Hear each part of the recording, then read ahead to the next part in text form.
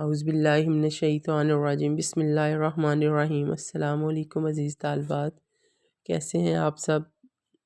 جیسا کہ ہم حصہ غزل پڑھ رہے تھے، ہم نے اس سے پہلے مرزا داغ دہلوی کی غزلیات پڑھیں۔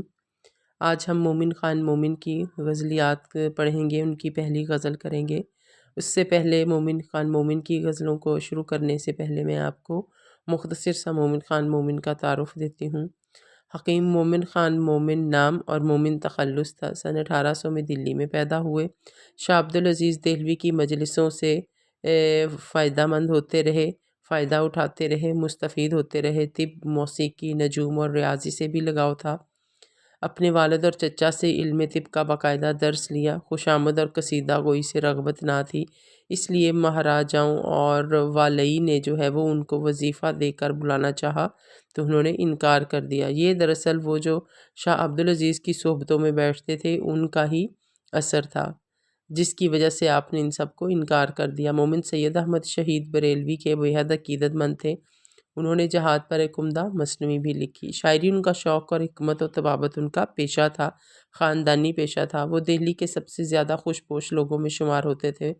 علم نجوم میں مہارت کے سبب اپنی وفات کی پیشگوئی کی تھی، چنانچہ 5 ماہ بعد گھر کی چھت سے گرنے سے جو ہے وہ آپ فوت ہو گئے۔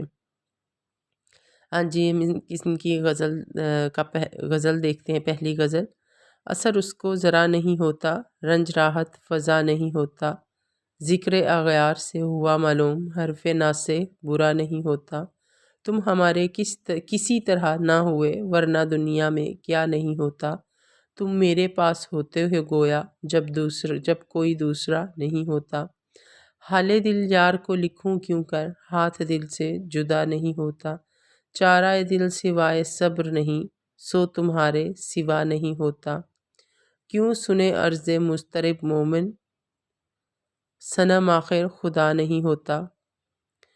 ہاں جی، پہلا شعر دیکھیں۔ اثر اس کو ذرا نہیں ہوتا، رنج راحت فضا نہیں ہوتا۔ راحت فضا کہتے ہیں سکون بخش، خوش کن، خوشی بڑھانے والا۔ اس شعر میں دراصل شاعر نے محبوب کی بے رخی، تغافل، شعری بے نیازی، روایتی سنگ دلی کو موضوع سخن بنایا ہے۔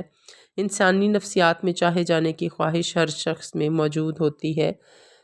عاشق اپنے محبوب کی التفات کا خواہش مند ہے، وہ چاہتا ہے، اس سے التفات چاہتا ہے، جس کے لیے وہ آہوزاری، التجاؤں اور فریاد جیسے حربے آزماتا ہے۔ کوچہ محبوب کے طواف، گریباں چاک، نالہ فریاد اور گریہ زاری کا محبوب پر کوئی اثر نہیں ہوتا، بلکہ اس کی سنگ دلی اور بے رخی و بے نیازی میں اضافہ ہو جاتا ہے۔ اس سے عاشق کے رنج و الم میں اضافہ ہو جاتا ہے۔ اب یہ رنج اور غم نہ تو اس کی اداسیوں اور محرومیوں کا اعلان ہے اور نہ اس کی خوشی میں اضافہ کر سکتے ہیں، اس لیے وہ برملا اس بات کا اظہار کر رہا ہے